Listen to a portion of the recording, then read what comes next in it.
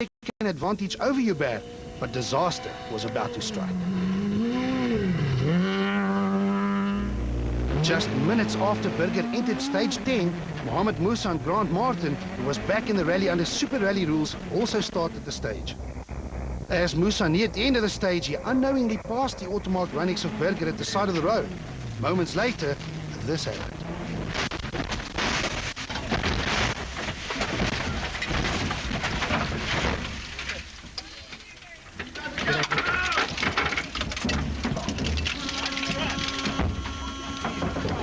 The Total Evolution Runnix came to rest just meters away from where the automark Runnix ended after hitting the same bank. It was a hair-raising reminder of just how dangerous rallying can be, as Burger and Tour initially landed upside down and almost fully submerged in the water. Fortunately, there were 4 spectators nearby who bravely jumped in and somehow managed to turn the Runnix on its side, rescuing Burger and Tour in the nick of time. Top corner, drifted a little bit wide with the back of the wheel, and basically clipped up, and I think we went end over end. I've been told we went end over end. I don't really know. I know it didn't stop for a long time.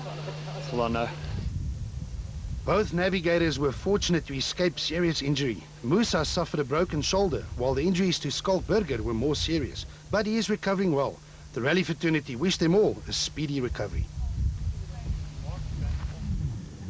Back on the final few stages, Tiens Hubert and Carl Peskin drove superbly to bring the Salon Blue Polo home in a well-deserved 10th position overall. The rally-long battle for Fernando Rueda and Dave Lefkowitz ended when Rueda overshot a few corners towards the end of the event, resulting in a 9th place finish for the Total Evolution Runnix. We've been having some housekeeping issues inside the car, but we're getting better all the time. You know, I haven't been with Dave for quite a long time. And we've just had a couple of issues with late calls and wrong slots, which but it's normal. After losing more than 2 minutes due to a time penalty, Jan Habig and Ralph Pitchford were on a charge to minimize the damage over the final few stages. Habig slid as far back as 12th overall, but a typical Habig display of speed and driving skill saw them climb back up the leaderboard and into 8th position. 7th place under the circumstances is a decent result for Total Evolution's JP Damso and Carolyn Swan, who got faster and faster as the weekend progressed. It's a good sign for the rest of the season. And what a return to the top flight of rallying for Nicholas Ryan and Jeff Tyra. The Avis Fleet Services Gabriel Polo fended off a number of challenges throughout the event to finish the demanding Total Tour Natal in 6th position, albeit by only 3 seconds from Damso. Behind this string of top S2000 cars, the country's remaining dirt road warriors were all involved in their own respective battles for class honors. Zimbabwean Chase Atwell and Dean Ledlinghuis were fighting it out with a similar Midas Subaru of Chad Kutsi and Herman Groenewald on the opening day of the Total Tour Natal. Both Class M4 drivers found the going tough and had more than their fair share of problems until they both went off the road in stage 6, bringing an end to their respective challenges. Class A7 is the country's top 2-wheel drive class and the final stepping stone before reaching the big time.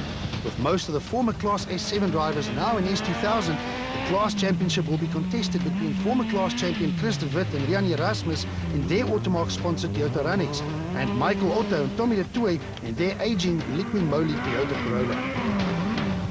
Otto won the first stage, but the engine in the liquid moly Corolla expired soon after.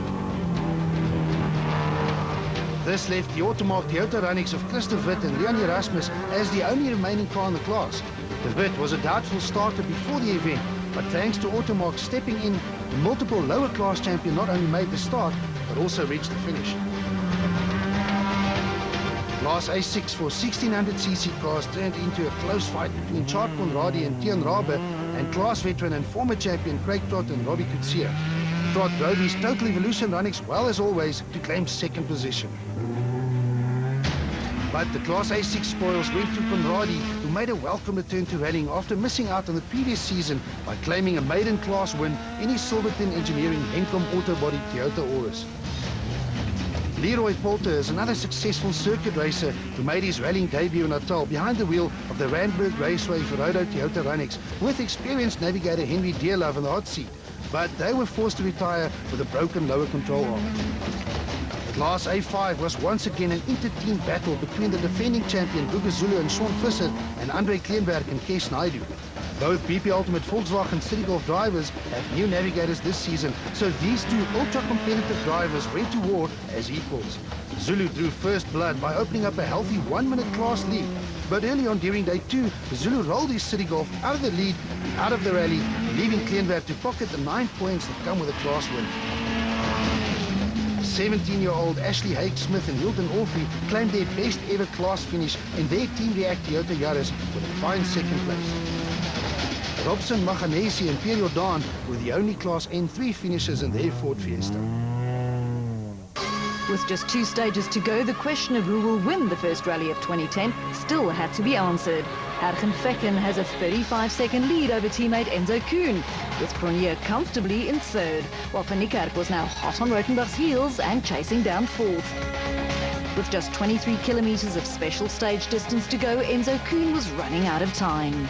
I don't think within the team it's really worth chasing down the 30 seconds. It'll come with a lot of risk. Has Fecken done enough? I think we've got a bit of a cushion, but it's very difficult to drive in front, to keep the concentration. Mark Cronje looks set for a podium finish. Yeah, we're fairly confident. The car's quite great. I mean, this morning I hashed it and we bent the wheel alignment. But everything's back up and everything's pointing in the right direction. The dice for 5th was on. Jaapie van Niekerk and Robin Houghton were less than 2 seconds behind the ProDrive Subaru of Conrad Rautenbach and Peter Marsh. Rautenbach's performance was nothing less than remarkable, as he is essentially in a production car. His WRC experience and speed showed as he was mixing it up with the fast S2000 machines.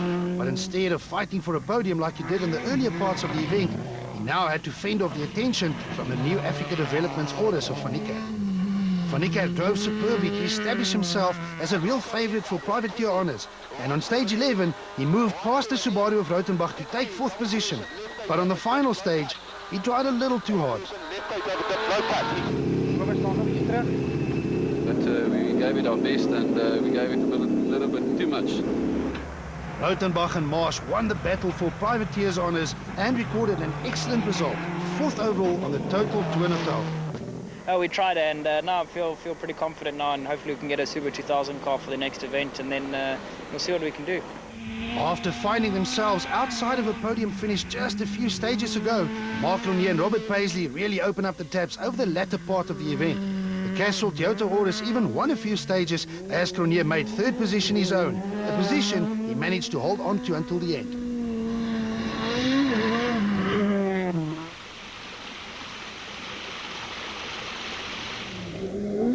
As the entire field has now been over these stages, it was no longer a disadvantage to be the first car on the road.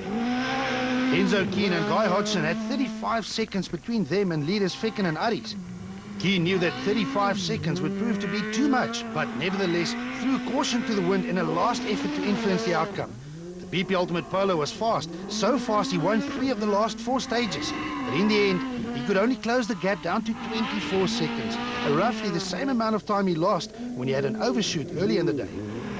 With a comfortable lead, Hergen Fecken and Pierre Aries could afford to control their speed and not take any risks. The total Tour Natal is one of few rallies that the champions haven't won before.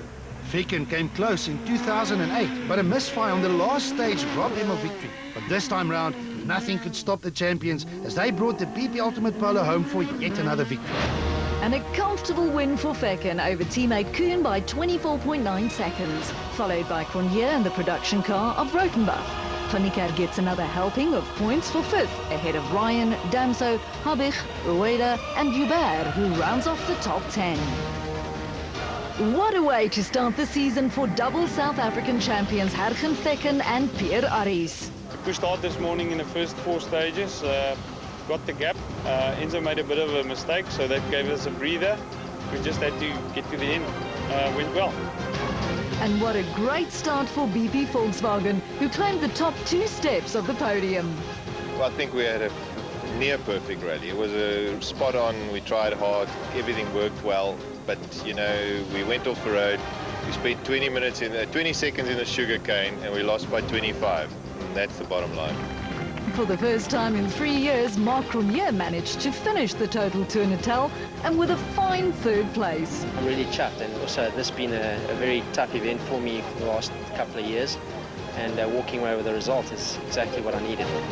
At the Suncoast Casino finish, the spectators that undoubtedly saved the lives of Skalk Burger and Armand du Toit received the Gabriel Spirit of the Event Award for their brave actions.